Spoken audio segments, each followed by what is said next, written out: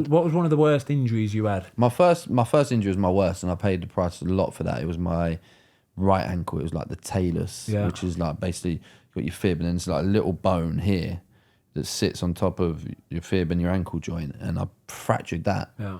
And I went to see the specialist surgeon, and he was like, well, I've never seen that. We've seen it in one person. It was a snowboarder. Wow. Because you imagine their ankles are locked in, they can bend it like that. So they got in another guy, specialist, to do surgery. And I didn't know this till a few years later. So I then went back. It must have been about 6 years. I was 19. 6 years later, I was 25. I went back to see the surgeon, and he was like, "Oh, you're still playing?"